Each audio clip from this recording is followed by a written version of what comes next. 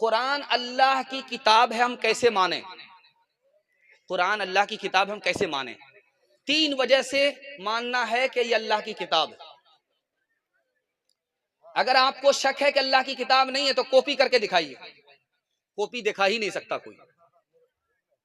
اللہ کی کتاب ہے، یہ کیسے مانے؟ پیشین گوئی اللہ نے کر دی کہ قرآن اللہ کا اجالا ہے، اس کو کوئی بجھا نہیں سکتا۔ 1400 سال سے لوگ محنت کر رہے ہیں لیکن قرآن کے نور کو مٹا نہیں سکے۔ تیسری بات، یہ اللہ کی کتاب ہے، کیسے مانے؟ جس وقت قرآن نازل ہو رہا تھا اس وقت سائنس نہیں تھی، ٹیکنالوجی نہیں تھی، لیکن آج ٹیکنالوجی ہے، سائنس ہے، سائنس قرآن کی بات کو غلط ثابت کر ہی نہیں سکتی۔ یاد رکھیے، سائنس میں ہے جہاں پانی وہاں زندگانی، سائنس میں ہے جہاں پانی وہاں زندگانی۔ آج سائنس کہہ رہی ہے جہاں پانی وہاں زندگانی۔ قرآن نے 1400 سال پہلے کر دیا کہ میں نے ہر چیز کو پانی سے زندگی بخشی ہے۔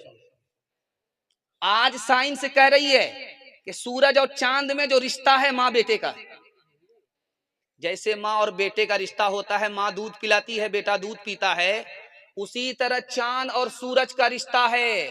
سورج ماں ہے، اس سے روشنی ملتی ہے چاند کو، چاند بیٹا ہے۔ اور قرآن نے 1400 سال پہلے سورج کو مؤنث کہا یعنی عورت کہا، اور چاند کو مذکر کہا یعنی مرد کہا۔ تیسری بات کو ذرا دھیان سے سنیے گا، آپ دیکھیں گے کہ جب آسمان میں ستارے نہیں ہوتے رات میں اور یہ لائٹ بند ہو جاتی ہے اور آدمی سمندر میں سفر کرتا ہے تو اتنا اندھیرا ہوتا ہے کہ ہاتھ نظر نہیں آتا۔ یہ سائنس نے کہا اور قرآن نے کہا جس کے دل میں اسلام کا نور نہیں ہوتا، ایمان کی روشنی نہیں ہوتی، اس کے دل میں اتنا اندھیرا ہوتا ہے کہ سمندر میں جیسے ہاتھ نظر نہیں آتا، اس کو صحیح اور غلط معلوم نہیں ہوتی، تمیز ختم ہو جاتی۔ تیسری بات، سائنس نے کہا یہ جو سینٹر پوائنٹ ہے پورے انسان کا جو وجود ہے سر سے لے کر کے پیر تک میں، سینٹر پوائنٹ کون سی چیز ہے؟ پیر ہے، پیٹ ہے، سینہ ہے، پہلو ہے، بازو ہے، سینٹر پوائنٹ مرکز کیا ہے؟ مرکز کون سی جگہ ہے؟ تو سائنس کہہ رہی ہے یہ جو ماتھا ہے، ماتھا یہ سینٹر پوائنٹ ہے، یہ سینٹر پوائنٹ، سب کچھ یہی ہے، دماغ یہی ہے، سمجھداری یہی ہے، دشمنی یہی ہے، دوستی یہی ہے، محبت یہی ہے، نفرت یہی ہے، یہ سینٹر پوائنٹ ہے۔ اور قرآن کیا کہتا ہے؟ وَاسْجُدْ وَاقْتَرِب، سجدہ کرو یعنی پیشانی کو زمین سے ٹیکو، خدا سے قریب ہو جاؤ گے۔ اللہ کے رسول نے فرمایا خدا کا بندہ فرش پر ہوتا ہے، خدا عرش پر ہوتا ہے، خدا عرش پر ہے یعنی 7 آسمان کے اوپر ہے، اتنی دور ہے، لیکن جب خدا کا بندہ سجدے میں ہوتا ہے تو یہ فرش کا بندہ عرش کے خالق سے ایسے قریب ہو جاتا ہے جیسے 2 انگلی قریب ہوتی ہے۔ ایک بات یاد رکھیے جو آپ سے کہنے کے لیے جا رہا ہوں، بہت دھیان سے اس کو سنیے گا۔ قرآن کی سب سے بڑی آیت کون سی ہے؟ آیت الکرسی ہے۔ آپ روزانہ گھر میں پڑھیے، گھر کو باندھنے کی کوئی ضرورت نہیں ہوگی، میں گارنٹی لیتا ہوں، کیونکہ حدیث میں آتا ہے جب سورہ بقرہ کی یہ آیت پڑھی جاتی ہے گھر میں شیطان بھاگ جاتا ہے، جو آنے چاہتا ہے، جو آنا چاہتا ہے وہ ارادہ بدل لیتا ہے۔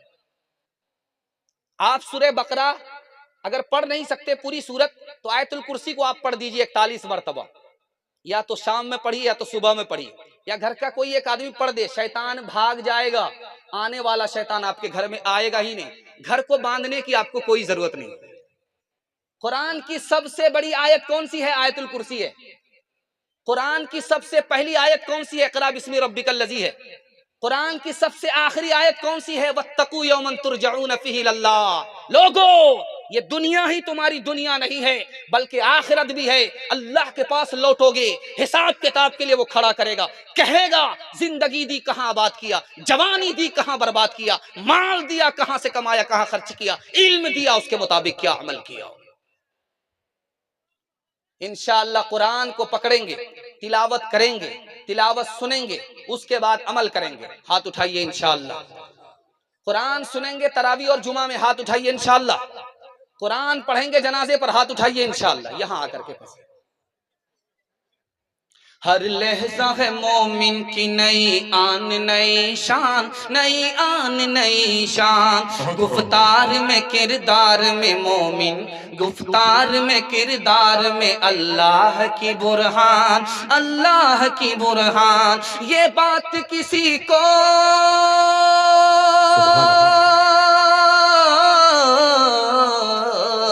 یہ بات کسی کو نہیں معلوم کہ مومن قاری نظر آتا ہے، حقیقت میں ہے قرآن، حقیقت میں ہے قرآن۔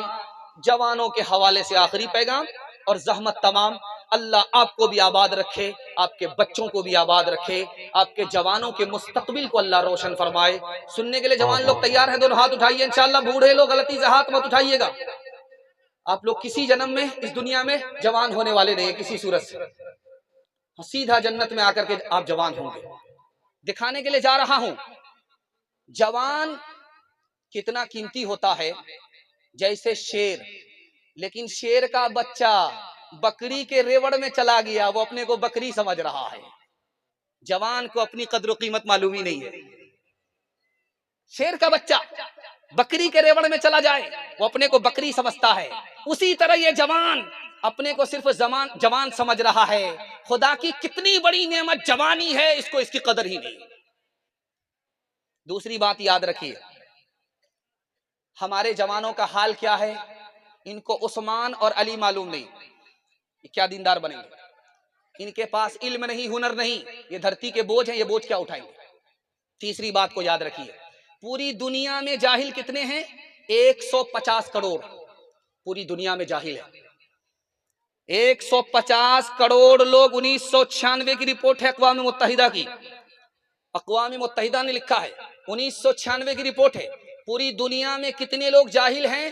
150 کروڑ۔ اور سب سے زیادہ جاہل ملک کون سا ملک ہے؟ ہندوستان ہے۔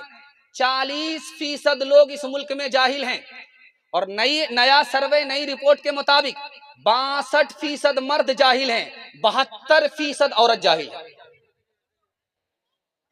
علم ہے نہیں، ہنر ہے نہیں، تو ترقی کہاں سے ہوگی؟ یہ آدمی دھرتی کا بوجھ ہے۔